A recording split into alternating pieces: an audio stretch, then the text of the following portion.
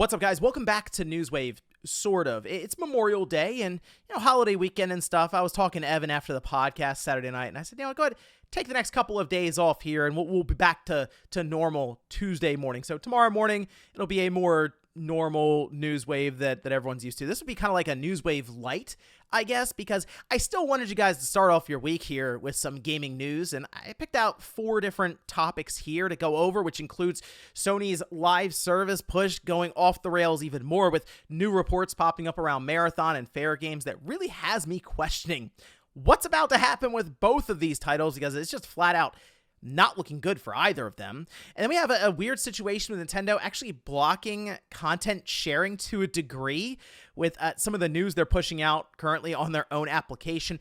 And SteamOS has blown up in the news because now it's available on different handheld devices outside of Steam Deck, and in fact, it's showing some very good results right now against Windows, which makes me wonder even how Microsoft is going to respond. So if you guys enjoy this video, make sure you hit that like button, helps out a ton, and if you're new here to the Spawn Wave channel, make sure you subscribe down below. So let's start actually with Marathon. Now, this report comes way of Colin Moriarty over on Sacred Symbols. Their podcast should be live today. Usually they will record and then post it on Friday, so they get kind of the weekend on their Patreon specifically. And this story started to make the rounds over the weekend as people were just sharing it from behind the Patreon paywall. So you could check their podcast out today with this information. But he actually had information to share about both Marathon and Fairgames. So starting with Marathon here, he says, I was told by someone familiar with marketing plans in a key overseas market that there are now no plans to do paid marketing for Marathon at all.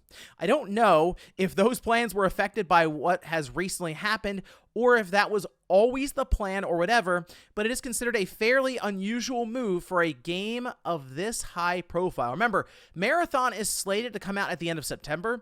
We don't have pricing details for it at this time or any kind of early access moves they might do there. So there's still a lot of information that we don't have that you would indeed need to start taking pre-orders and even have things set up for the retail facing side, which the marketing would play directly into. Clearly, you're going up to release of a big game like Marathon, a big live service push from not only Sony, but keep in mind, Bungie as well, who, while they have been getting less and less independence from Sony, and as we've seen a lot of layoffs hit them, we've seen incubation project like Gummy Bears pulled within Sony, and even some of the staff and developers from Bungie being moved over within Sony.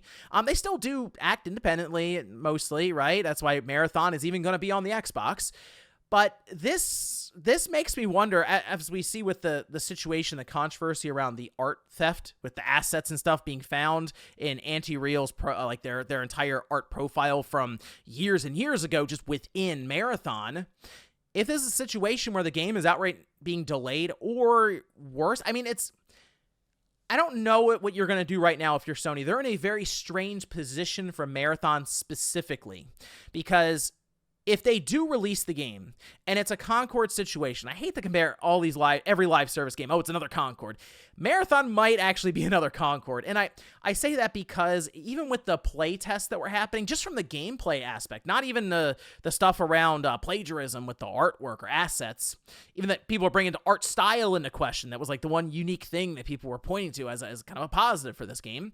Even beyond all of that, the gameplay and stuff didn't seem like it was winning people over in that extraction shooter genre. And then as this is all going on, this game called Arc Raiders is popping up that people keep talking about as just being a better extraction shooter experience.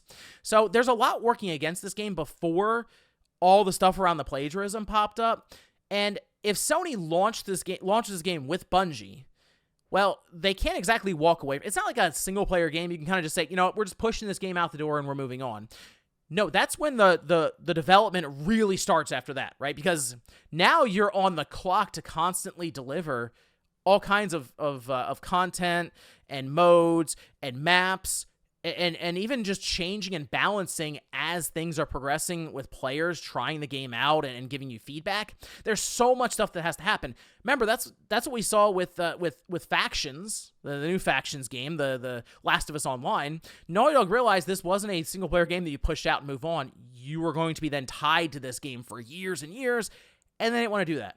So that's kind of the problem they have with Marathon. You can launch the game, but if it comes out it doesn't attract a large enough player base, you're just going to end up shutting it down a few weeks later like Concord and then have to do the refunds anyway. So you really have to sit there and think if this is something you want to launch. I don't even know if delaying it's going to help. Like, if you can delay it and hope that the internet moves on, but will they? It's a risk to take, I will say that. And if you don't launch this game, what do you then do with Bungie? Because they weren't developing Destiny 3, apparently. They were developing Gummy Bears, and that's now with Sony. That's the biggest concern Bungie has right now, is like, what happens if Marathon isn't a thing? What happens to us? It's really hard to say. But then on top of that, the other game that Sony is, feels like, struggling with, we can only surmise that after Jade Raymond left the studio that she founded in Haven, who has Fairgames. That was their big reveal, and it did not go over well. Now we have issues with that, as, once again, from Sacred Symbols and Colin Moriarty, there was a pre-alpha that was distributed through PlayStation Network, PSN, under the name Project Hearts. And the idea was, of course, to get feedback with hands-on time for different participants that signed up and were then placed under an NDA. And get this, the people who are playing it, they describe it as a battle royale crossed with an extraction shooter, and even mentioning Fortnite and The Division, which the Division has like the Dark Zone. It's kind of like an extraction mode that you play towards the end of the game, really. It's kind of like end game content for the most part, after you do a lot of the PvE storyline stuff. And the idea here was, it was even described as like a Robin Hood vibe to it.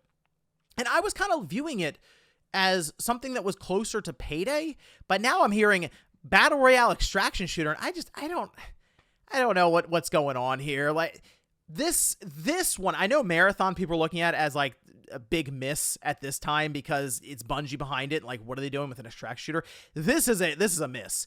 I mean, it's close to Concord levels because you bought a studio for Fairgames, and I'd be shocked if Fairgames comes out. Basically, the playtest did not go well, which we kind of already know, but apparently it's like super clunky. Like, there's not a lot of redeeming factors about Fairgames, and this all makes sense. It lines up with Jade Raymond leaving after apparently playtests happened, and they went over so poorly that I guess she was like, yeah, I guess I'm out of here now, and there you go.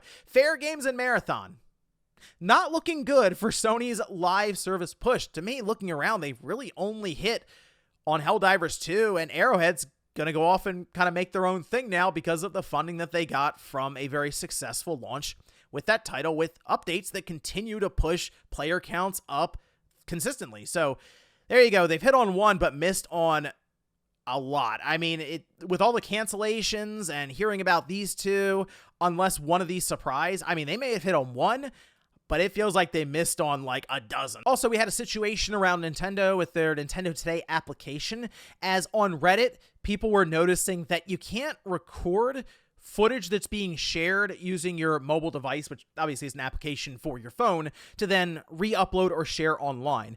And I checked it myself on the iPhone. Let me see. Let me go ahead and record and see if I can just have footage from that application, which they had a Mario Kart World mission that they showed off, and sure enough, when I'm trying to record it, it was just a black screen that was recorded, whereas what I'm seeing is like the regular trailer being played.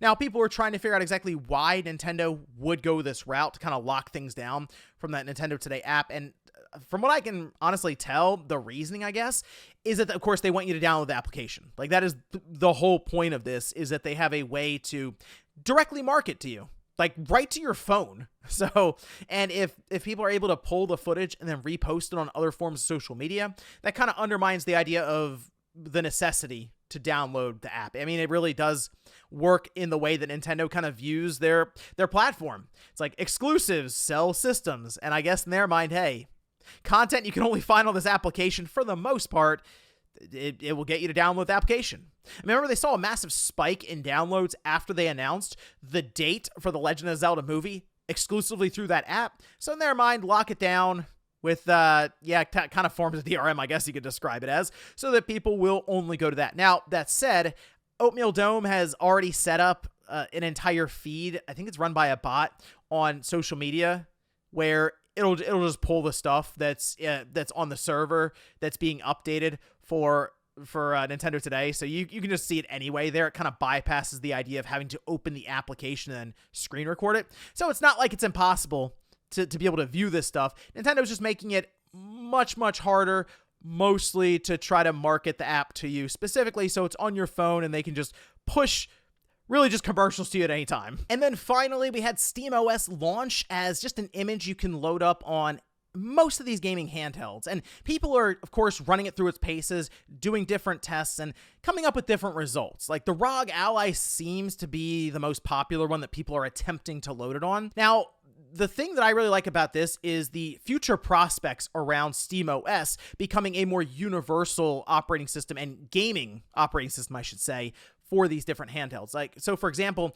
Dave2D did a very good video comparing Windows versus SteamOS on the Legion Go S, because remember, that ships with not only SteamOS in one version, but also Windows. And it is a significant advantage, it looks like, using SteamOS because it doesn't have the same overhead that Windows has. So even things like battery life, sleep, wake, all of that plays in favor of SteamOS on this platform. Now, keep in mind, SteamOS has been designed specifically for that hardware, the Legion Go S. It's not something necessarily where it's a quote-unquote not supported, but technically compatible setup. So maybe as we go along and we see more situations like this where SteamOS is available for it out of the box, you will get similar results where Windows is not necessarily holding back the hardware with these PC gaming handhelds.